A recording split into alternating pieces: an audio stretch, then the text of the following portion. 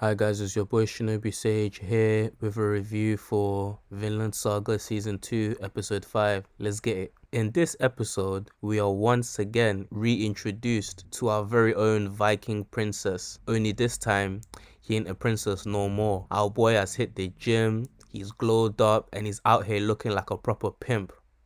Bitch, I hope you got the money to cover this little vacation you've been taking. Now, hold up, Slickback. No, that's a pimp named Slickback. That's what I said, Slickback.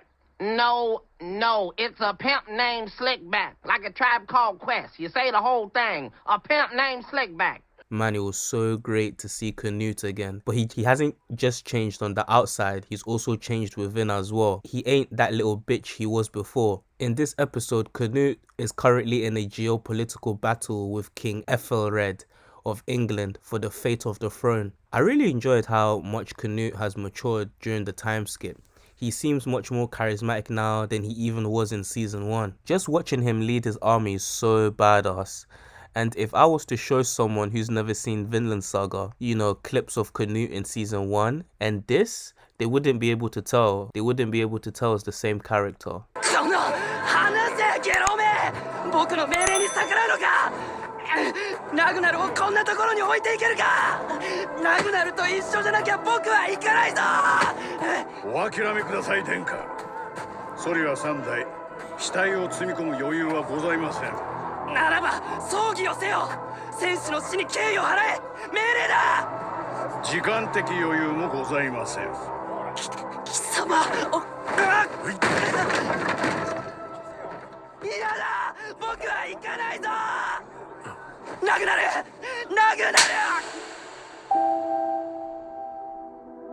He's so much more hands-on now in the affairs of war as the prince, to the point that he came all the way to England himself when he could have let Frankenstein and the others take care of the political matters.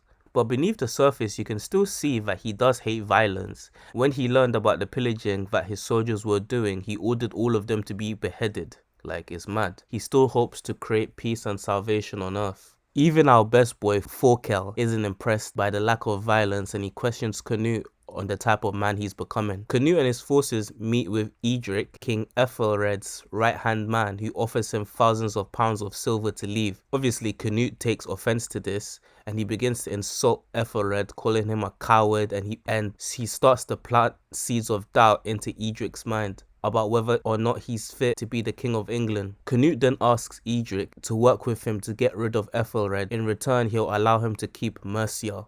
But Edric flat out refuses his offer. After this, this guy CANUTE, he tells Edric to come outside, and he basically set up signifiers, and he gives the orders for the signifiers to be lit. And with this, so many signifiers are lit in different parts of the region, and CANUTE basically uses this as a threat and basically tells him that Mercia could be reduced to ashes at any moment he wills it, so he should bring him Ethelred's head. Like, shit, man, CANUTE did some gangster shit right here, boy. I remember reading this in the manga. This made me instantly take a liking to his character. The actions of his character in this week's episode reminded me of The Prince by Niccolo Machiavelli. Specifically, in today's episode, he not only used intimidation to negotiate with Edric, but he also displayed that cruelty was much better than mercy by threatening to destroy his region. In addition to this, he showed his stinginess more than his generosity, because his main priority was to get rid of his opposition